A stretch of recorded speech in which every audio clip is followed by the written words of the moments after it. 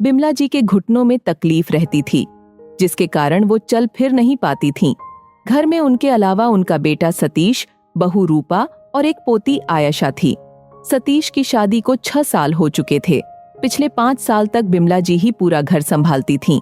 घर का एक एक सामान वो खुद मंगवाती थीं। बहू बेटे भी कभी उनके काम में दखल नहीं देते थे। बिमला जी पूरे रौब के साथ घर में रहती थीं।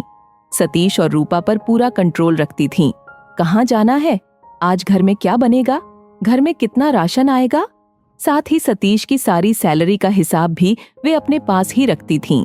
शुरू में रूपा को इससे बड़ी तकलीफ होती थी, लेकिन जब सतीश ने समझाया, माँ की बात का बुरा नहीं माना करो, पापा के टाइम से सारा घर वो ही संभालती आ रही हैं। अब वो अपना वर्चस्व खोना नहीं चाहती, तो हम ऐसे ही चलने देते हैं। धीरे धीरे रूपा भी इसी रंग में रंग गई। अब उसे अपनी सास से कोई प्रॉब्लम नहीं थी। वह किचन का काम संभालती, उसमें भी बिमला जी अपनी पसंद का खाना बनवाती थीं। कुछ दिन बाद रूपा अपने आप को फ्री मानने लगी कि सारी जिम्मेदारी तो माँ जी उठा ही रही हैं। लेकिन अभी 1 साल पहले उनकी अचानक तबीयत खराब हो गई। 1 महीने तक बिस्तर पर पड़ी रहीं। अगला महीना शुरू हुआ तो हर बार की तरह सतीश अपनी सैलरी लेकर माँ के पास गया। बिमला जी ने बहू को बुलाकर कहा, अब यह तुम रखो, मुझसे अब कुछ नहीं हो पाएगा, इस घर की बागडोर तुम ही संभालो। ये सुनकर रूपा बोली, नहीं माँ जी, सब कुछ आप ही संभालेंगी। अब बैठे बैठे बस काम बताती जाइए, हम करते जाएंगे जैसे पहले करते थे। यह सुनकर सतीश को बहुत आश्चर्य हुआ कि कुछ साल पहले तो यह घर की बागडोर संभालने के लिए उससे झगड़ रही थी। अचानक इसे क्या हो गया? बिमला जी बोली, लेकिन बहू, कल मुझे कुछ हो गया तब भी तो तुम ही संभालोगी। रूपा ने जवाब दिया, नहीं माँ जी, आपको कुछ नहीं होगा, आप ही संभाल रही हैं, आप ही संभालूंगी। उस दिन से बिमला जी का स्वभाव बदल गया। उन्हें बहू के रूप में बेटी नजर आने लगी। पहले वो सारा कुछ अपने हाथ में इसलिए रखना चाहती थीं कि कहीं मेरे बेटे बहू मेरे ऊपर जुल्म न करने लगे, कहीं बेटा आंखें न बदल ले, कहीं मुझे घर से न निकाल दे। रूपा पहले की तरह ही माँ जी की पसंद की सब्जी बनाती थी। घर का सामान वो खुद लेने जाती, लेकिन आकर एक एक पैसे का हिसाब अपनी सास को देती और बाकी बचे पैसे भी उन्हें दे देती थी। एक दिन रूपा अपने मायका गई थी। सतीश अपने ऑफिस जा चुका था। शाम को दोनों वापस आ गए। तब बिमला जी ने दोनों को अपने कमरे में बुलाया। बेटा, मैंने आज वकील को बुलाकर अपनी वसीयत कर दी है। यह घर तेरे नाम कर दिया है और ये तिजोरी की चाबी, जेवर, रुपये, पैसे सब मैं बहू को देना चाहती हूँ। तभी रूपा बोली, माँ जी, इसकी क्या जरूरत है, आप ही संभालिए ये सब। बिमला जी बोली, बेटा, मुझे तुम दोनों पर भरोसा नहीं था, जैसा कि आजकल हो रहा है।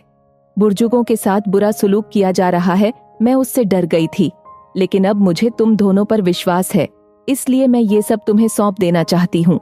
अगले दिन से रूपा सब कुछ संभालने लगी। बिमला जी निश्चिंत होकर अपने कमरे में बैठी रहती थीं, लेकिन उन्हें यह देखकर और भी आश्चर्य हुआ कि उनकी बहू आज भी उनकी पसंद का खाना उनसे पूछकर बनाती है। अगर दोनों कपड़े खरीदने जाते हैं तो पहले साड़ी अपनी सास के लिए लेती थी। रूपा को अब तक आदत पड़ चुकी थी कि वह सारा काम माँ जी से पूछकर करे। 2 महीने बाद बिमला जी का देहांत हो गया। घर में रोना पिटना मचा था। 13 दिन तक मेहमानों का तांता लगा रहा। 13वीं के बाद सभी धीरे धीरे विदा हो गए।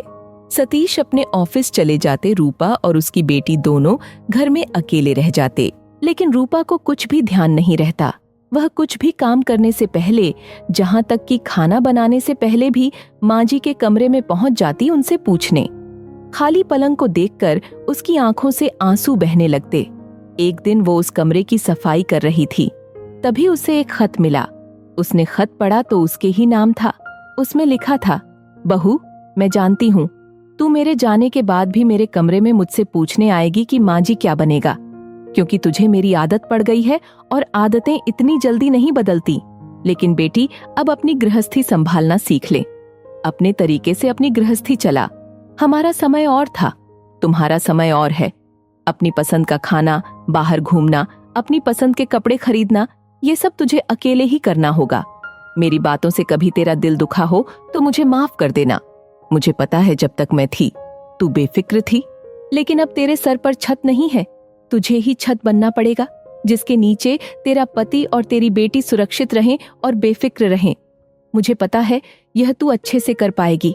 तेरी माँ बिमला। खत पढ़कर रूपा बहुत देर तक रोती रही। नहीं माँ जी, मुझसे यह सब नहीं होगा। मुझे वाकई ऐसा ही लग रहा है जैसे मेरे सिर पर छत नहीं है और मैं खुले आसमान के नीचे हूँ, जहाँ बारिश, आंधी, तूफान सब आएगा। खत को कई बार पढ़ने के बाद रूपा ने उसे सहज कर रख लिया। कुछ ही दिनों में वह एक माँ की तरह पूरा घर संभालने लगी। जब भी उसे कोई परेशानी होती, वह उस खत को निकाल कर पढ़ती और दृढ़ता से डटकर हर मुश्किल का सामना करती। रूपा को हर समय लगता था कि बिमला जी अब भी उसके साथ खड़ी हैं।